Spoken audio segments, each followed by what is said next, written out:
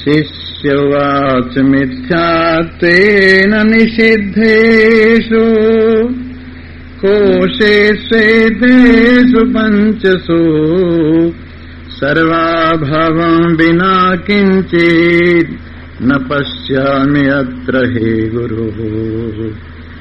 विज्ञेयं किमु वस्त्वस्ति स्वात्मनात्मा विपश्चिता। गुरुवाच सत्यमुक्तं त्वया विद्वान् निपुणोऽसि विचारणे गह्यमादिविकारास्ते तदभावोऽयमप्यनु।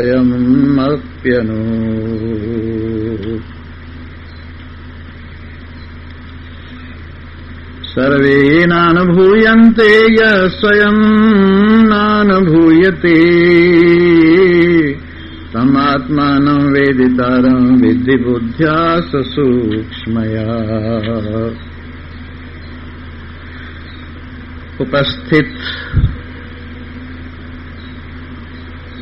भाग्यवान श्रोता वृंद, एक वर्ष के उपरांत आज इस शुभ स्थल पर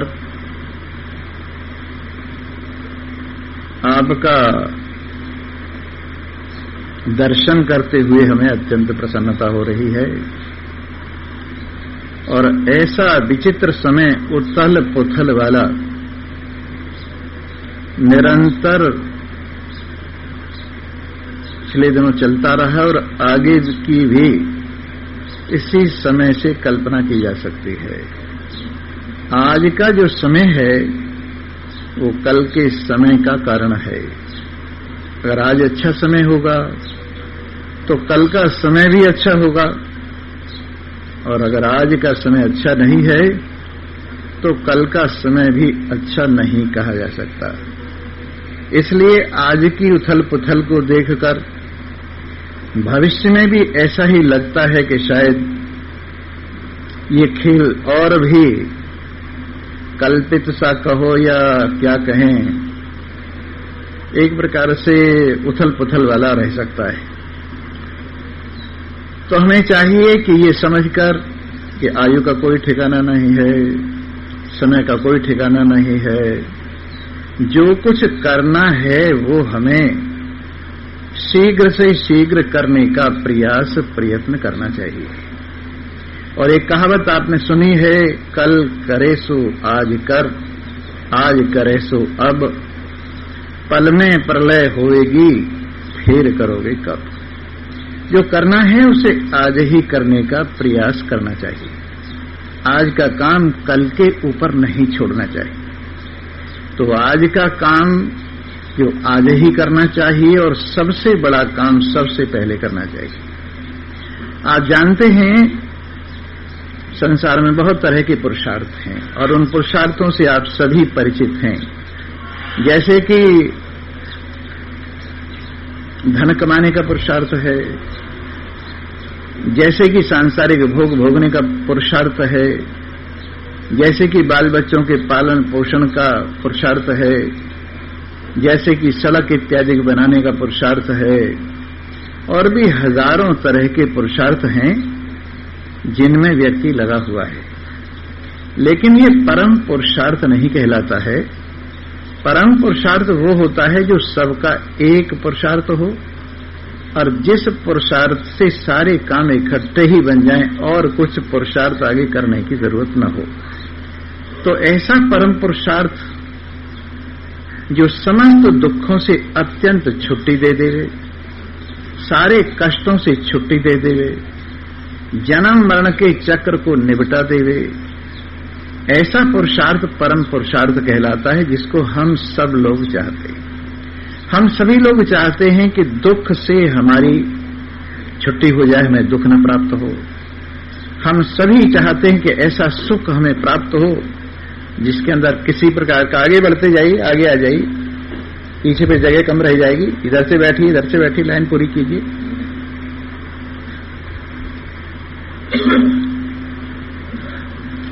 जी हाँ, तो बात चल रही थी, थोड़ा इधर को रह गई, बैठ के देखिए।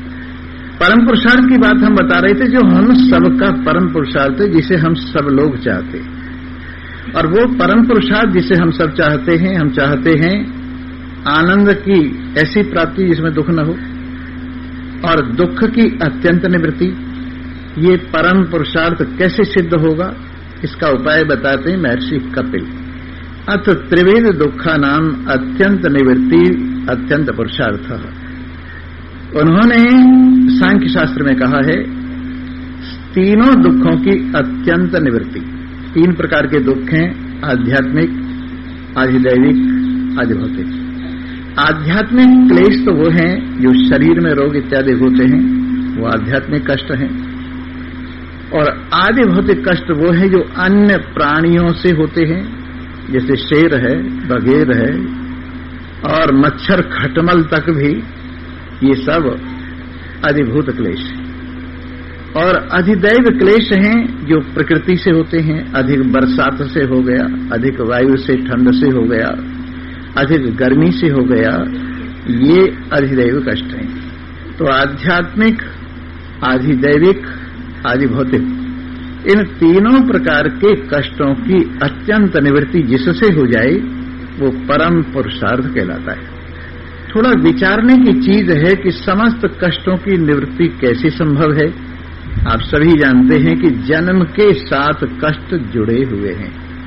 पहले जन्म ही स्वयं एक बहुत बड़ा कष्ट है, फिर उसका भाई उसके साथ मरण, ये दूसरे नंबर का कष्ट है, बुढ़ापा ये तीसरे नंबर का कष्ट है, रोग ये चौथे नंबर का कष्ट है। तो ये 4 कष्ट पूरे संसार में सभी को लगे पड़े हैं। एक तो हुआ जन्म का कष्ट, एक हुआ मरण का कष्ट, एक हुआ बुढ़ापे का कष्ट, एक हुआ रोग का कष्ट। ये चारों प्रकार के कष्ट सारे संसार को दुखी कर रहे हैं। तो इन सब कष्टों से निवृत्ति कैसे हो? तो हमने बताया समस्त कष्टों का मूल जन्म है। और जन्म कहां से होता है, जन्म का कारण क्या है? ये हमारे किए गए कर्म, ये हमें जन्म प्रदान करते हैं। जब तक हम कर्म करते रहेंगे और संचित रूप में कर्म जमा होते रहेंगे तो उससे प्रारब्ध बनकर शरीरों की प्राप्ति होती रहेगी और आगे के लिए आगामी कर्म होते रहेंगे। इस प्रकार संचित, प्रारब्ध, आगामी 3 प्रकार के जो कर्म हैं, जब तक ये निवृत्त नहीं होंगे तब तक कर्मों से छुट्टी नहीं होगी। और कर्म कैसे बनते हैं, कर्मों का मूल क्या है? प्रवृत्ति से कर्म बनते हैं। हमारी जो सांसारिक वृत्ति है, संसार के चक्र में फैलने वाली, उससे कर्म बनते हैं। कर्म से जन्म बनता है, जन्म से दुख बनता है। प्रवृत्ति किससे बनती है? वो इच्छा से बनती है। तरह तरह की इच्छाएं आदमी को कर्म में प्रवृत्त करती हैं, उससे कर्म बनते हैं, फिर उससे जन्म बनता है और दुख होता है। इस इच्छा का कारण क्या है? इच्छा क्यों होती है? अपने आप में अपूर्णता का भाव, मैं अधूरा हूं, मुझे ये वस्तु चाहिए, यहां से इच्छा का जन्म हुआ है। तो जब तक अपने आप में पूर्णता का दर्शन नहीं कर लिया जाएगा, जब तक अपने आप को पूरा नहीं समझ लिया जाएगा, तब तक इच्छाएं पैदा होती रहेंगी। जब तक इच्छाएं पैदा होती रहेंगी, प्रवृत्ति बनी रहेगी। प्रवृत्ति बनी रहेगी तो कर्म बने रहेंगे और दुख बना रहेगा, जन्म बना रहेगा और दुख बना रहेगा। इसलिए हमें चाहिए कि हम अपने आप में परिपूर्णता का अनुभव करें। और परिपूर्णता ही परमात्मा है, परिपूर्णता ही भगवान है, परिपूर्णता ही हमारी आत्मा है। तो अपने आप को अपूर्ण समझना ये अज्ञान कहलाता है, अपने आप को अतृप्त समझना ये अज्ञान कहलाता है। और जब ये अज्ञान इस ज्ञान से निवृत्त हो जाता है कि मैं सच्चिदानंद ब्रह्म, सत होने के नाते तीनों काल में एक रस हूं, सब कुछ जानने के कारण सब कुछ मुझी से दैदीप्यमान होता है, इसलिए मैं चिद हूं। और सबसे अधिक प्रियता का विषय होने के कारण मैं सबसे अधिक प्रिय हूं अपने आप में, तो ये मेरी आनंद स्वरूपता है। इस तरह से सत चित आनंद अपने आप को अनुभव कर लिया जाए कि मैं सत हूं, चित हूं, सत हूं, तीनों काल में एक रस हूं, मेरा मृत्यु से कोई संबंध नहीं है, और मैं चेतन हूं, जड़ नहीं हूं, भटकन से अंधेरे से मेरा कोई संबंध नहीं है, और मैं आनंद स्वरूप हूं, सबसे अधिक प्रिय होने के कारण आनंद स्वरूप हूं। जब अपने आप को सच्चिदानंद रूप से अनुभव कर लिया जाता है, जब अपने आप को परिपूर्ण रूप से अनुभव कर लिया जाता है, जरा सोचिए, वेद एक मंत्र कहता है पूर्णमदः पूर्णमिदं पूर्णात् पूर्णमुदच्यते पूर्णस्य पूर्णमादाय पूर्णमेवावशिष्यते। संसार कहां से आया है? पूर्ण परमात्मा से आया है। संसार की पूर्णता को देखकर परमात्मा की पूर्णता का अनुमान होता है। यहां देखिए किस तरह से कर्म और कर्म फल का चक्र चल रहा है। यहां देखिए किस प्रकार से सब प्राणियों का गुजारा हो रहा है, और उसकी कारीगरी को याद कीजिए, जो हम कई बार याद करवाते हैं कि धन धन है तेरी कारीगरी करतार, धन धन है तेरी कारीगरी कारीगरी करतार हो, धन धन है तेरी कारीगरी करतार। क्या वस्तु लई जिस देह भई, फिर बना दिया रग रग कैसे, जब हाथ नहीं और पैर नहीं, फिर रचा मुक्ति का मग कैसे। अपाणी पादो जब न ग्रहीता, कोई पकड़ ले पग कैसे, बस सब में रहा रम सब में रहा, फिर सबसे रहा अलग कैसे। अखंड ज्योति अपार लीला, किन्हू न पायो तेरो पार हो, धन धन है तेरी कारीगरी करतार हो, धन धन है तेरी कारीगरी करतार। पत्ते पत्ते की कतरन न्यारी, हाथ कतरनी कहीं नहीं, भोजन दे कीड़ी कुंजर को, तेरे लगे भंडारे कहीं नहीं। हर वक्त न्याय में न फर्क पड़े, तेरी लगी कचहरी कहीं नहीं। बरसे जल जंगल एक करे, आकाश में सागर कहीं नहीं। घटा चतुर्मासी चढ़े आवे, बरस के बहा दे जलधार हो, धन धन है तेरी कारीगरी करतार हो, धन धन है तेरी कारीगरी करतार। गर्भवास में रख के तूने पीड़ा दी बालकपन की, फिर आई जवानी मस्त हुए और कमी रही ना यौवन की। फिर आया बुढ़ापा ये दिखलाया, जो बनी हुई सो बिगड़न की। कोई कौड़ी कौड़ी को मोहताज फिरे, कोई कोठी खोल रहा धन की। कोई त्रिया संग में केल करे, कोई तप तप राख करे तन की। कहीं गहरे गहरे सागर हैं, कहीं ऊंची चोटी पर्वतन की। कितने चांद सितारे सूरज, कैसे रहा सबको धार हो, धन धन है तेरी कारीगरी करतार। धन धन है तेरी कारीगरी करतार। सब संत महंत गागा हारे, पर पाया कोई पार नहीं। जो कर दे तो खुद ही कर दे, दूजे का कुछ अख्तियार नहीं। भक्ति कर रंग गले लिपटे, बिन भक्ति भूप से प्यार नहीं। ये बस्ती राम दरवाजे खड़ा, क्यों इसकी सुनते पुकार नहीं।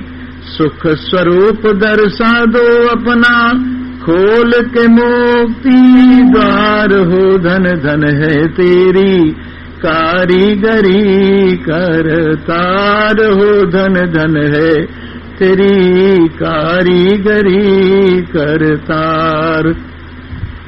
तो जब हम कारीगर की परिपूर्ण कारीगरी को इस संसार में अवलोकन करते हैं, तो कारीगर की पूर्णता का अनुमान होता है कि कारीगर पूर्ण।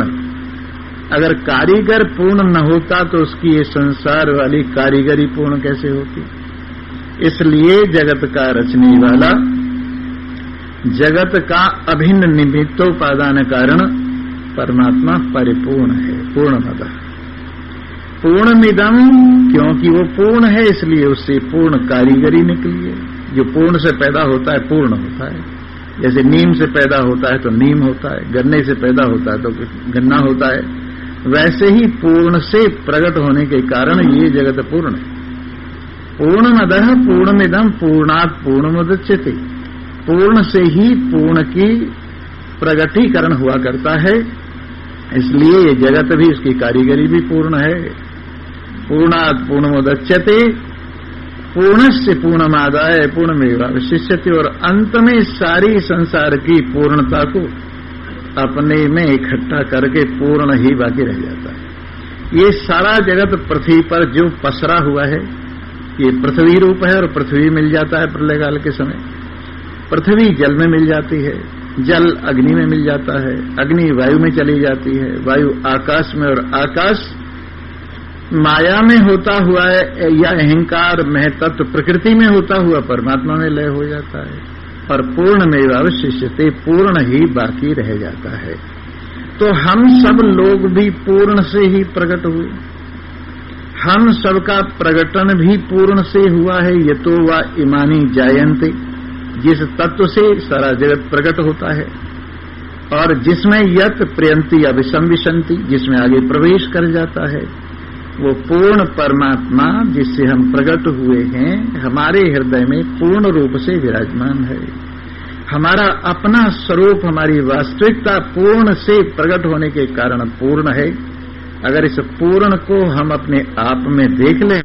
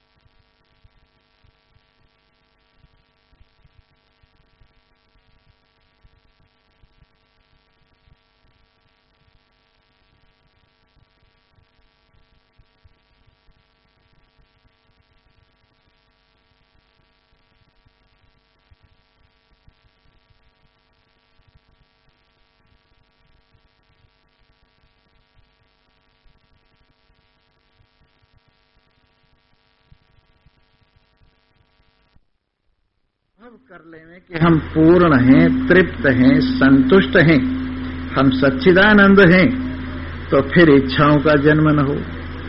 और इच्छाओं का जन्म न होने पर प्रवृत्ति न बने, प्रवृत्ति न बनने पर कर्म न बने, कर्म न बनने पर जन्म न हो, और जन्म न हो तो कष्ट न हो। पर हम इन कर्मों से और इस सबसे छुट्टी कैसे पा सकते हैं? परम पुरुषार्थ कीजिए। महर्षि कपिल कहते हैं इनसे छुट्टी पाना ही परम पुरुषार्थ है। इसके लिए क्या करें? परम पुरुषार्थ क्या है? आत्मा यदि श्रोतव्यो मंतव्यो निधिध्यासितव्यश्च। परम पुरुषार्थ की महिमा, परम पुरुषार्थ का वर्णन महर्षि याज्ञवल्क्य ने किया है। जब वो गृहस्थ का परित्याग करके सन्यासी होने का विचार करने लगे, और दो प्रकार का सन्यास होता है, वो आपको पहले बताया, याद कीजिए। एक विविदिशा सन्यास होता है और एक संबित सन्यास होता है। विविदिशा सन्यास कौन सा होता है? जानने की इच्छा से जो सन्यास लिया जाए, वो विविदिशा सन्यास है, जिनमें वैराग्य तो पैदा हो गया और अभी ज्ञान की प्राप्ति नहीं है, और आत्मज्ञान प्राप्त करने के लिए सन्यास ले लिया, इसका नाम विविदिशा सन्यास है। और जो पहले आत्मज्ञान तो है, पर जब जीवन मुक्ति के लिए सन्यास लिया जाए तो विद्वत सन्यास है। तो महर्षि याज्ञवल्क्य ने विद्वत सन्यास लिया, इच्छा की पहले, और अपनी दोनों धर्म पत्नी मैत्रेयी और कात्यायनी दोनों से पूछा कि मैंने संसार का सारा सुख आपके साथ रहकर भोगा है, धर्म अर्थ काम मोक्ष चारों पुरुषार्थों का फल प्राप्त किया है, लेकिन अब मेरी इच्छा जीवन मुक्ति की है। मैं केवल आत्मा में रमण करता हुआ, अपनी वृत्ति को आत्माकार करता हुआ इस देह के खेल से ऊपर उठना चाहता हूं। इसलिए इसके लिए सन्यास आवश्यक है, और तुम्हें बिना पूछे सन्यास लेना नहीं चाहिए, गृहस्थी को अपनी घरवाली से पूछना चाहिए। तो कात्यायनी तो चुप रही, और एक बात और कही याज्ञवल्क्य जी ने कि मेरे पास जो धन दौलत वगैरह है वो तुम दोनों में बांट जाऊंगा, तुम्हारी संतान को बांट जाऊंगा, तुम लोग आराम से रहो, सुख से रहो, और मैं सन्यास ले लूं। तो कात्यायनी तो चुप रही साधारण देवी की तरह से, लेकिन मैत्रेयी बड़ी समझदार थी। मैत्रेयी ने कहा प्रभु, ये धन दौलत और संसार के साधन जो आप छोड़ के जा रही है, अमृत है या विष है? अगर अमृत है तो आप हमें, ये अगर अमृत है तो आप क्यों छोड़ रहे हैं? और अगर विष है तो हमें क्यों देके जा रहे हैं? हम तो आपके अर्धांगिनी हैं। आधा अंग को अमृत दो और आधा अंग को विष दो, ये तो कोई बात नहीं हुई। इसलिए हमें आप ऐसा बताइए, इस धन दौलत वगैरह से मैं मुक्त हो जाऊंगी क्या? जो मुक्ति प्रदान करे वो चीज हमें बताइए, जन्म मरण के चक्र से हम पार हो जाएं वो चीज हमें बताइए। तो उन्होंने कहा धन दौलत से कोई पार नहीं हो सकता, ये तो जीने का साधन है। व्यक्ति जैसे रेलगाड़ी में बैठा है, फर्स्ट क्लास में बैठा है, सेकंड क्लास में बैठा है, साधारण सेकंड क्लास में बैठा है, अब उनमें रास्ते का अंतर है, लेकिन पहुंचना सबको एक जगह पर है। वैसे ही जीवन की यात्रा में किसी के पास कुछ ज्यादा सुविधाएं हैं, किसी के पास कुछ कम सुविधाएं हैं, लेकिन इन सुविधाओं की कमी या जाति को भोगते भोगते हर आदमी को पहुंचना मौत के घाट ही है। इसलिए इन साधनों का मैं क्या करूंगी? इनसे थोड़ी सी सुविधा मिल भी यदि गई तो उससे क्या मैं मुक्त हो जाऊंगी? कि मुक्त तो नहीं होगे। तो वही चीज मुझे बताइए जिससे मुक्ति की प्राप्ति हो। तो उन्होंने यही उपाय बताया, परम पुरुषार्थ आत्मा हरे श्रोतव्य मंतव्य निधिध्यासितव्य। हे देवी, अगर तुम दुख से अत्यंत पार होना चाहती, यदि तुम परमानंद को पाना चाहती हो, यदि इस जन्म मरण के चक्र से छुट्टी पाना चाहती हो, तो आत्मा का श्रवण करो, आत्मा का मनन करो, आत्मा का निधिध्यासन करो। ऐसा क्यों करूं? देखो, आत्मा सबसे अधिक प्रिय है। आदमी धन को प्यार करता है, पर धन के लिए नहीं करता, अपने लिए करता है। यदि अपने को धन दुख का कारण बने तो आदमी उसको फेंक देता है, और अनुकूल हो तो ग्रहण करता है।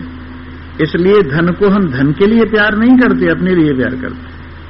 उसी प्रकार संतान को हम प्यार करते तो संतान के लिए नहीं, अपने सुख के लिए प्यार करते। अगर अपनी प्रतिकूलता होती है और संतान अपने अनुकूल नहीं होती है तो त्याग पत्र दे देते।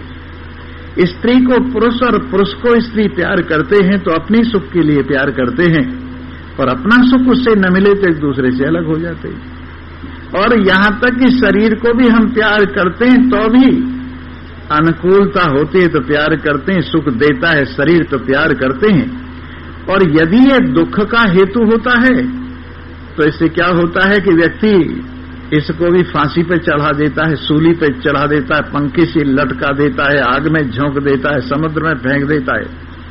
तो शरीर से भी जो अधिक प्यारा है आत्मा, धन से भी जो अधिक प्यारा है आत्मा, संतान से भी जो अधिक प्यारा है आत्मा, स्त्री पुरुष भाव से भी जो अधिक प्यारा है आत्मा, सबसे अधिक प्यार जिसमें है उसका नाम प्रियतम है।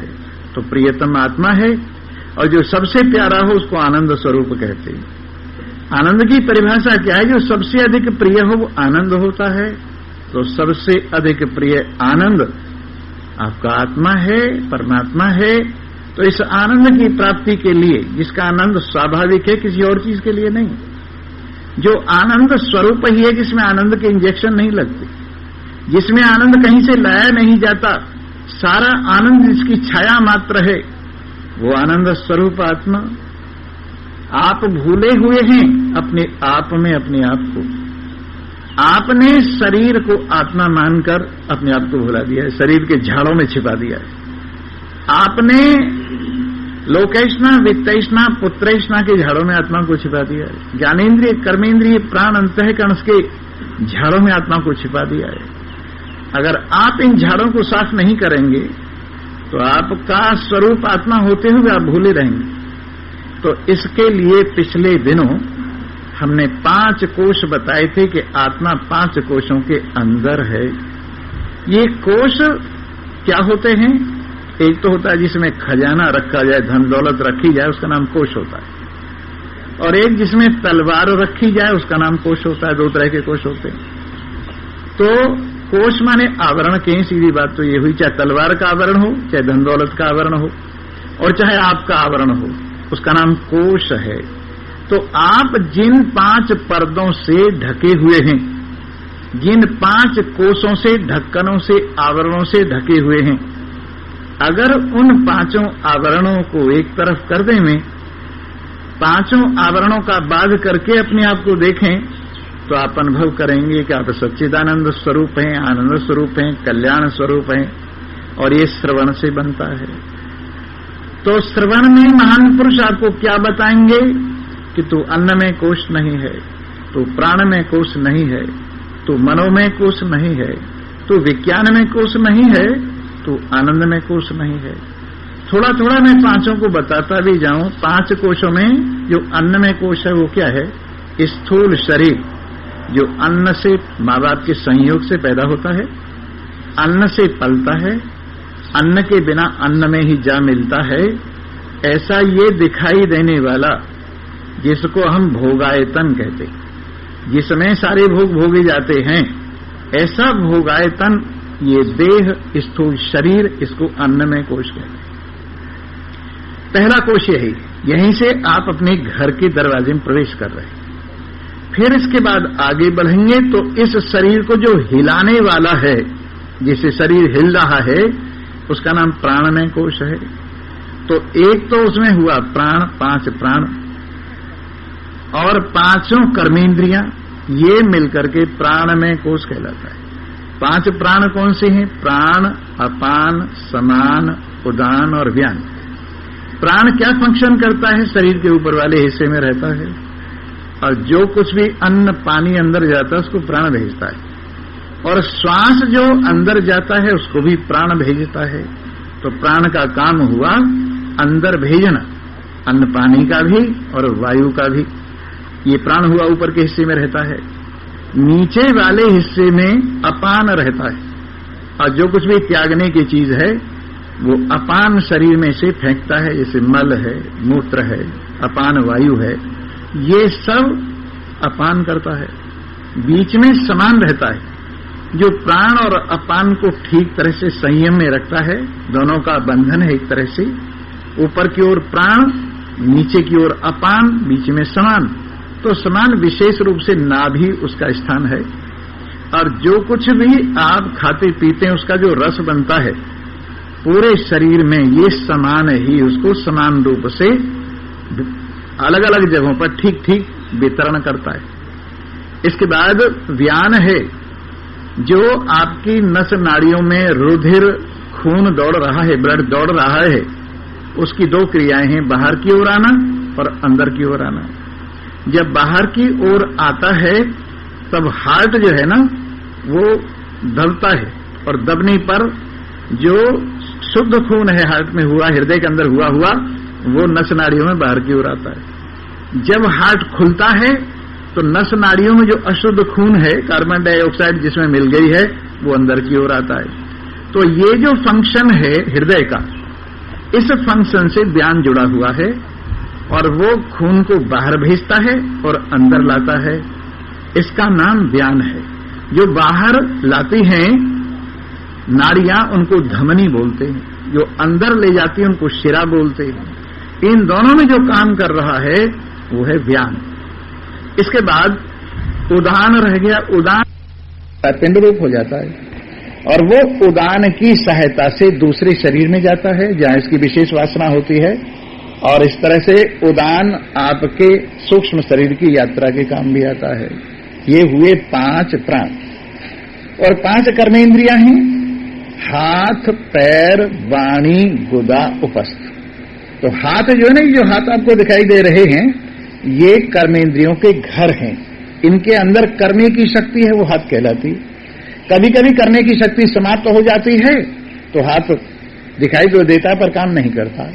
इसके अंदर जो करने की शक्ति है कर्मेंद्रिय कहलाती है, और ये गोलक है उसका हाथ। जैसे कुर्ते की बाजू, क्यों बाजू कहलाती है? क्योंकि उसमें बाजू डाली जाती है।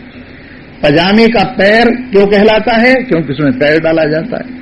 वैसे ये शरीर जो है ना, ये स्थूल शरीर, ये ज्ञानेंद्रियों को और सबको स्थान देता है। तो इसमें हाथ जो स्थूल शरीर का है, इसमें कर्मेंद्रियां रहती है, और यानी हाथ रहता है, और पैर में पैर की कर्मेंद्रियां रहती है। और जो वाणी बोल रही है मुंह में, 2 चीजें, एक ज्ञानेंद्रिय और एक कर्मेंद्रिय। ज्ञानेंद्रिय तो है रसना, जिससे रस लिया जाता है, और कर्मेंद्रिय है बोलने की शक्ति, वाणी। तो कर्मेंद्रिय में जो फंक्शन करता है वो पूरा मुंह करता है, इसके अंदर, वाणी के अंदर। और रसना में, रस लेने में सिर्फ रसना ही फंक्शन करती है और कोई फंक्शन नहीं करती। जब आप बोलते हैं, वाणी आपके मुंह से बाहर निकलती है, तो कई काम मुंह करता है, कई काम गला करता है, और बाहर के और भीतर के 8 प्रयत्न होते हैं जिनकी वजह से वाणी बोलती है। इस तरह से मुख के अंदर वाणी कर्मेंद्रिय रहती है और रसना ज्ञानेंद्रिय रूप में रहती है। तो ये तीसरी कर्मेंद्रिय हुई। इसके बाद उपस्थेंद्रिय है, जिससे सांसारिक भोग भोगे जाते हैं, मूत्र का परित्याग होता है, वो उपस्थेंद्रिय चौथी कर्मेंद्रिय है। फिर गुदा है, जिससे मल बाहर जाता है, और ये 5वीं कर्मेंद्रिय है। ये मिलकर के प्राणमय कोश कहलाता है। इसका नाम क्या है? प्राणमय कोश है। इसके बाद इसके अंदर एक और कोश है, प्राणमय कोश जड़ है, हिला तो सकता है, लेकिन कैसे हिलाए? इसके लिए चेतना जो प्राप्त होती है वो मनोमय कोश से प्राप्त होती है। मन प्राण को हिलाता है और प्राण मन को ले जाता है। मन प्राण को हिलाता है और मन प्राण को, नहीं, मन को प्राण बाहर ले जाता है। इसलिए प्राणायाम से मन का संयम हो जाता है। प्राणायाम से जब प्राण नहीं जाएगा तो मन भी नहीं जाएगा। इसलिए जब आप प्राणायाम करते हैं तो मन आपका रुक जाता है। इसलिए मन के संयम में प्राणायाम काम आता है।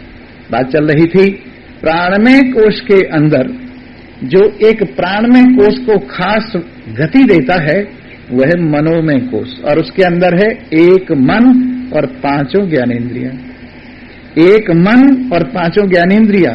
मन क्या है? अंतःकरण की संकल्प विकल्पात्मक जो ताकत है उसका नाम मन है। संकल्प विकल्प उसका धर्म है। अंतःकरण की 4 वृत्तियां हैं, उनमें से एक मन जो संकल्प विकल्प की वृत्ति है वो मन कहलाता है। उसके साथ में 5 ज्ञानेंद्रियां जुड़ी हैं, वो भी सुन लो। कान, इससे क्या ज्ञान होता है? सुनने का ज्ञान होता है। और ये भी समझ लीजिए, कान जो है ना, ये गोलक है, इसके अंदर सुनने की शक्ति कान कहलाती है। तो कान का काम हुआ सुनना, और फिर त्वचा, ये जो त्वचा है हमारी, ये गोलक है, इसके अंदर जो छूने की शक्ति है गर्म और ठंडे को, ये कर्मेंद्रिय कहलाती है। तो दूसरी हुई कर्मेंद्रिय त्वचा, और उससे क्या काम? ज्ञान किस चीज का होता है? स्पर्श का ज्ञान होता है। कई तरह का स्पर्श होता है, गरम नरम तो है ही, कठोर और मुलायम ये भी खाल ही पता लगाती है कि कठोर है या मुलायम है। यहां तक कि जब हम कोई चीज छूते हैं तो उसकी शक्ल वगैरह भी कभी कभी ये बता देती। जैसे अंधे लोग हैं ना, वो यूं यूं करके देखते हैं और उससे पहचान लेते हैं फलाना है। कई तरह से पहचानते हैं, आवाज से भी पहचानते हैं और त्वचा के स्पर्श से भी पहचानते हैं। इसके बाद तीसरी ज्ञानेंद्रिय हुई आंखें, और ये देखने का काम करती है। चौथी ज्ञानेंद्रिय हुई रसना, जो रस लेने का काम करती है। और पांचवी ज्ञानेंद्रिय हुई नासिका, जो सूंघने का काम करती है। ये पांचों ज्ञानेंद्रिय और मन मिलकर के मनोमय कोश है। इसके अंदर मनोमय कोश के अंदर एक निश्चित दिशा देने के लिए, क्योंकि मन दिशा तो है उसमें, पर संकल्प विकल्प वाली है, ऊपर नीचे होता रहता है। इसलिए निश्चित दिशा में मन को रखने के लिए ये कोश है विज्ञानमय कोश। और ये बुद्धि जो हमने अंतःकरण की एक वृत्ति आपको पहले बताई है, निश्चयात्मिका बुद्धि, जो निश्चय कराती है कि ये चीज यही है। मन तो सोचता है कि सामने जो पदार्थ पड़ा हुआ है, ये कपड़ा है या पुस्तक है। ये दो तरह का संशय वाला कई तरह का भी हो जाता है। जैसे रस्सी में कभी सांप की प्रतीति होती है, रस्सी में कभी माला की प्रतीति होती है, रस्सी में कभी जमीन की दरार की प्रतीति होती है, कभी जल धारा की प्रतीति होती है। इतनी प्रतीतियां रस्सी में ये मन की वजह से हैं, क्योंकि मन अनेक वृत्ति वाला, अनेक संकल्प विकल्प विमर्श करता है। इसके बाद उसको बुद्धि ये बता देती है कि फलां चीज है, तब मन लगता है। इसलिए जो मनोमय कोश के अंदर काम करता है वो विज्ञानमय कोश है। और इसके अंदर एक तो बुद्धि जो आपने अभी सुना, और पांचों ज्ञानेंद्रियां हैं। मन के साथ मिलकर मनोमय कोश बनाती हैं और बुद्धि के साथ मिलकर विज्ञानमय कोश बनाती है। दोनों जगह फंक्शन करती हैं ज्ञानेंद्रियां। इस तरह से ये मनोमय कोश हुआ। फिर इसके बाद आनंदमय कोश है। और आनंदमय कोश क्या है? जिसकी आप सुषुप्ति में अनुभव करते हैं। और ऐसा कहते हैं, रात मेरे को इतना आनंद आया, नींद में, नींद को कहते हैं आप, रात मेरे को इतना आनंद आया कुछ पता न चला। तो अनजाने ही जो आनंद में प्रवेश है, अनजाने ही जो आनंद में प्रवेश है, वो आनंदमय कोश है। और आनंदमय कोश क्यों कहलाता है? क्योंकि कोशों में आनंद के नजदीक सबसे यही, कोशों में आनंद के नजदीक सबसे अधिक यही है। इससे थोड़ा दूर विज्ञानमय कोश है, इससे थोड़ा दूर मनोमय कोश है, इससे थोड़ा दूर प्राणमय कोश है, इससे थोड़ा दूर ये अन्नमय कोश है। लेकिन सबसे नजदीक आनंद के आनंदमय कोश होने के कारण इसको आनंदमय कोश कहा जाता है। और इन पांचों कोशों को ये समझ लेने पर ये आत्मा नहीं है, इनको एक तरफ कर देने पर जो इनका जानने वाला शेष रह जाता है, उसका नाम आनंद स्वरूप परमात्मा है, आत्मा है। जैसे घर में किसी देवी को कहा घर का सब सामान बाहर निकाल दो, उसने घड़े बाहर निकाल के रख दिए, उसने संदूक बाहर निकाल के रख दी, उसने कपड़े सपड़े सब बाहर निकाल के रख दिए। और अब उसने कमरे में से आवाज लगाई कि अब कमरे में कुछ नहीं है, कमरा खाली हो गया। तो जो ये बता रही है कि कमरा खाली हो गया, वो नहीं है क्या? जो ये परिचय दे रही है कि कमरे का सब सामान मैंने बाहर कर दिया है और अब कमरे में कुछ नहीं है, तो ये कौन बता रहा है कि वो कमरे में है जिसने कमरा खाली किया है, और वो कमरे में है जो कमरे के शून्य को देख कर बता रही है। वैसे ही पांचों कोशों का बाध करने पर जो ये कहता है कि पांचों कोश मैं नहीं हूं, पांचों कोश मेरे से अलग हैं, ये मेरे पर्दे हैं, तो जब पर्दे हटा दिए है ही, वो तो बोल ही रही है। आपकी भाषा में उसको हम मौन कहते हैं, आपकी भाषा में उसे हम मौन कहते हैं। जो मौन से बात कही जाए, जो मौन से बात कही जाए, वो एक बहुत ही अनुभव वाली बात होती है ज्ञान के मामले में, जिसमें समझा तो जा रहा है पर बताया जाना बड़ा मुश्किल है, क्योंकि वाणी साथ नहीं रही। इसलिए ये जो अनुभूति है अपने आप में कि मैं प्राण में, मैं स्थूल शरीर या अन्न में कोश नहीं हूं, प्राण में कोश नहीं, मनो में कोश, विज्ञान में कोश, आनंद में कोश नहीं हूं, इन सबको एक तरफ कर देने के बाद इनका जो जानने वाला है मैं आनंद स्वरूप नारायण वो हूं। तो ये समझना क्या कहलाता है? परम पुरुषार्थ है। ये समझना परम पुरुषार्थ है कि मैं अन्न में कोश नहीं हूं। परम पुरुषार्थ क्यों है?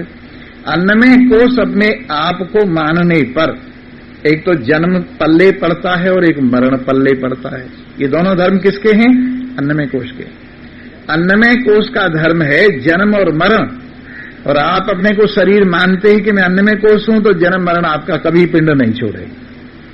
तो जन्म मरण से छुट्टी पाने के लिए मैं अन्न में कोश नहीं हूं, इस वास्तविकता को समझिए। और बालकपन, जवानी, बुढ़ापा, जन्म, मरण, ये 5 अवस्थाएं स्थूल शरीर की अन्न में कोश की हैं।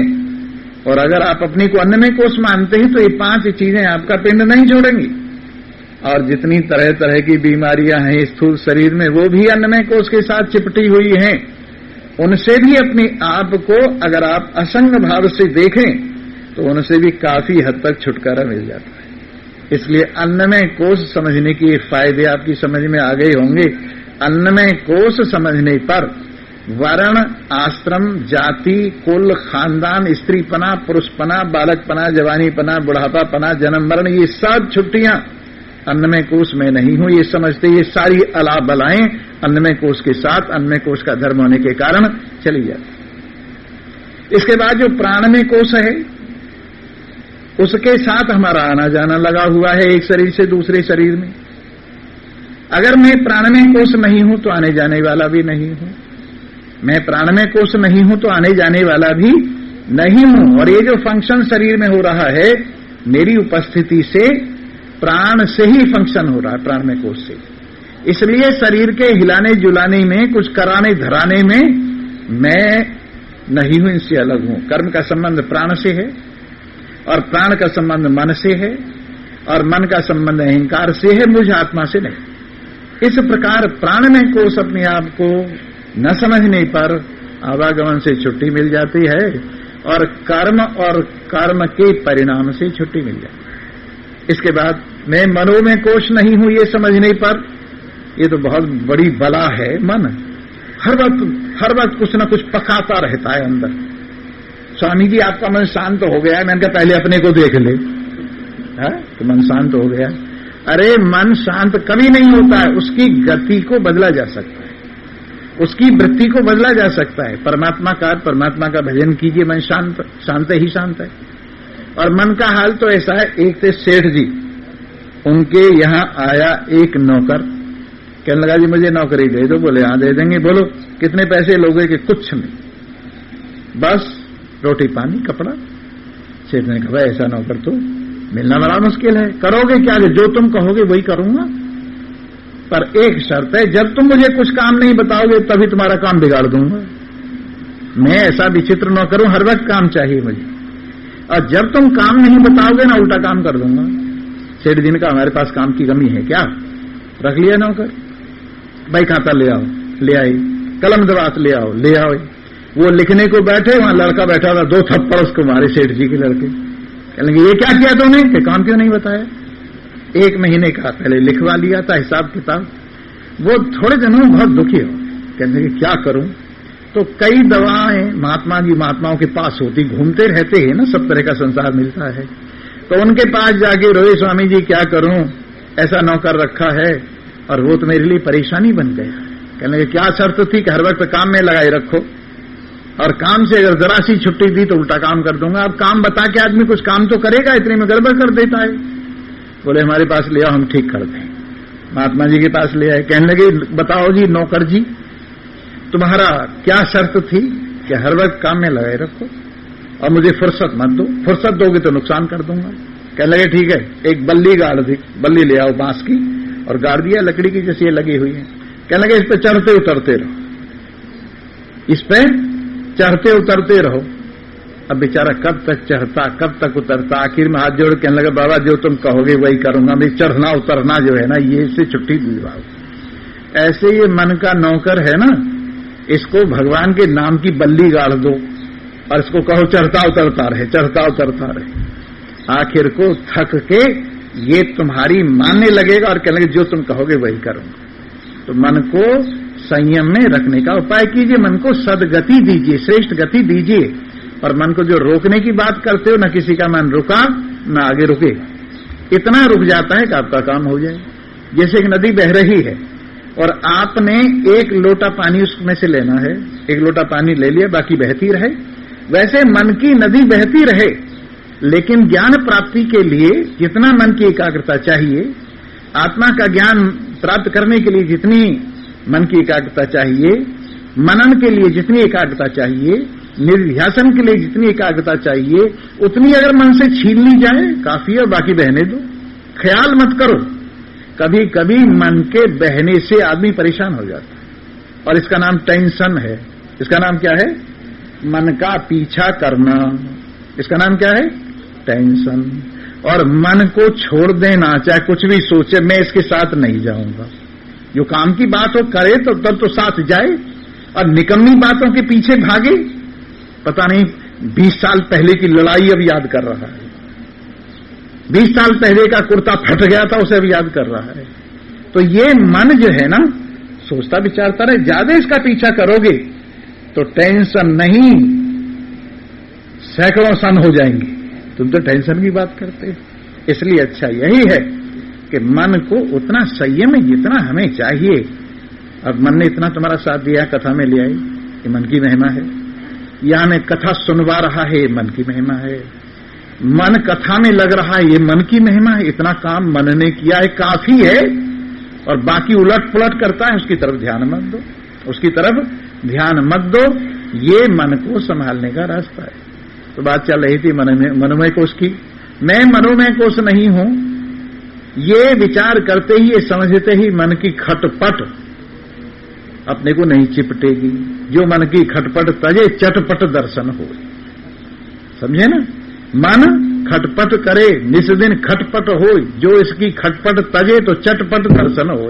और खटपट छोड़ने का तरीका क्या है? इसे मन से मन मोड़ लेवे, मन से मन मोड़ लेवे। इस तरह से अगर मैं मन नहीं हूं, ये समझ लिया जाए तो मन के बहुत बड़ी जो पापड़ बेलने हैं वो एक तरफ हो जाए।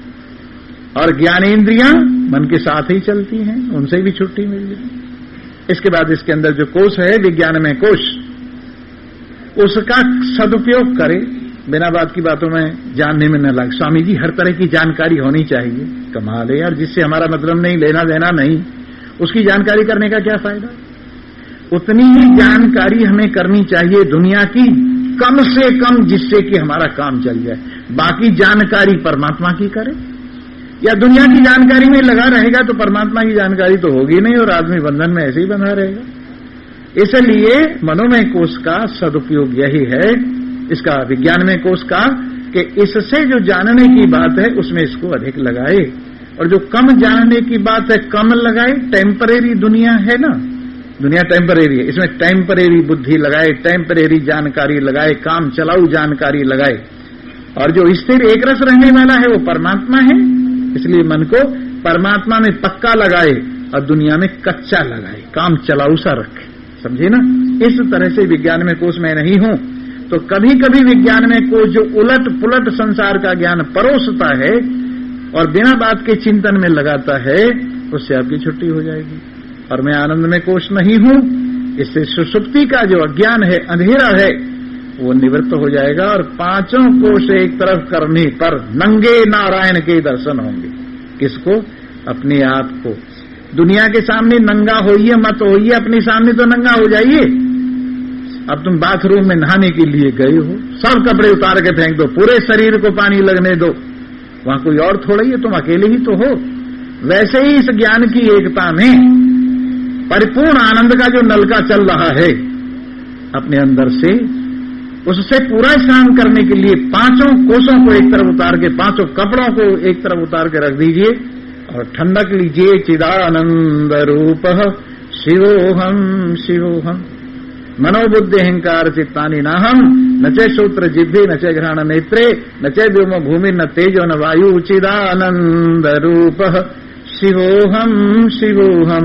ऐसे 5 कोशों को अपने से अलग समझने पर अपने आप का जो परिपूर्ण रूप से दर्शन साक्षात्कार होता है वो सब कष्टों से छुट्टी दे देता है और ये आत्मज्ञान परम पुरुषार्थ कहलाता है। तो प्रभु की अत्यंत कृपा है, आप परम पुरुषार्थ के लिए पधारे हैं और समय मैंने बताया ना उलट पुलट चल रहा है, इसलिए इसका सदुपयोग इसी में है।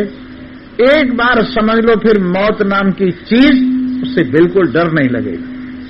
जैसे घोड़े से आप अपने घर पहुंच गए फिर घोड़े को छोड़ दिया कि अब तू कहीं चुग, वैसे ही शरीर के घोड़े पर बैठ के परमात्मा रूपी घर में पहुंचे, फिर शरीर की चिंता नहीं रहती, काम अपना पूरा हो गया। इस प्रकार इस यथार्थता को समझने पर आदमी को निर्भयता मिलती है और समझता है वासांस जीर्णानि यथा विहाय नवानि गृह्णाति नरो पराणि। शरीर क्या है? कपड़े हैं, और जैसे जैसे पुराने कपड़ों को फेंक दिया जाता है उतार कर नए कपड़े धारण कर लिए जाते हैं, वह शरीर का संबंध अपने साथ इतना ही है। इसी तरह से और बाकी कोशों को अपनी से अलग समझने पर सारी लाएं बलाएं दूर होकर कहीं आना जाना नहीं पड़ता, अपने आप में ही अपने आप को पा लिया जाता है। इन्हीं शब्दों के साथ आज पहले दिन की भूमिका, क्योंकि पीछे वाला अगर जोड़ा न जाए तो आगे वाला समझ में नहीं आता। पीछे क्या सुना है, क्या समझा है, कहां तक पहुंची हो, उसके बाद आगे का पाठ कल को आपके सामने रखा जाएगा। और अब एक भजन सुनाते हैं और भजन सुना के आरती करते हुए प्रसाद लेते हुए अपने अपने घर पधारेंगे। बोलो सच्चिदानंद। आया प्रभात जग जारे, आया प्रभात जग जा। प्रातः काल में जो इम्प्रेशन पड़ता है सारे दिन रहता है, बचपन में जो इम्प्रेशन पड़ता है सारी जिंदगी रहता है। इसलिए प्रातः काल की कथा और सारी खताओं को माफ करवा दी। जितनी खता है सुबह की कथा सुनो, सारी खता कोई चिपटेगी नहीं। आप तो आया प्रभात जग जारे, आया प्रभात ज्ञान भान की किरणें बिकसी, ज्ञान भान की किरणें बिकसी। अब तो मन सुख पारे, अब तो मन सुख पारे। आया प्रभात जग जारे, आया प्रभात जग। मोर पपीहा अरुण शिखाहु, मोर पपीहा अरुण शिखाहु। प्रियतम के गुण गारे। प्रातः काल में पक्षी जब चहचहाते हैं ऐसे लगता है जैसे भगवान के गुण गा रहे हैं। आपने कभी वो समय देखा है? सूरज निकलने से थोड़ा पहले जब पक्षी चहचहाते हैं, स्वागत करते हैं सूर्य भगवान का, त्रिलोकी नाथ भगवान का, उस वक्त अपना जी भी करता है कि हम भी भगवान के गुणगान गाएं। स्वाभाविक प्रकृति भगवान की ओर मोड़ती है उस वक्त। इसलिए मोर पपीहा अरुण सिखाऊं, मोर पपीहा अरुण सिखाऊं। प्रियतम के गुण गारे। सारी सृष्टि तम से छूटी, सारी सृष्टि तम से छूटी। तो हुआ तम ध्यारे, तो भी आत्म ध्यारे। आया प्रभात जग जारे, आया प्रभात जग जारे। जो प्रभात में जागत नहीं, सो पीछे पछतारे। जो प्रभात में जागा नहीं, सो पीछे पछतारे। समय चूक पछताए फिर क्या, समय चूक पछताए फिर क्या। बैठा ढोल बजारे, आया प्रभात जग जारे, आया प्रभात जग जारे। अपनो आपो चीन सवेरे, अपनो आत्म चीन सवेरे। तू नहीं समय गंवारे, प्रियतम को संदेश सुनाए, प्रियतम को संदेश सुनाए, संत चरण में जा रे, आया प्रभात जग जा रे, आया प्रभात जुग।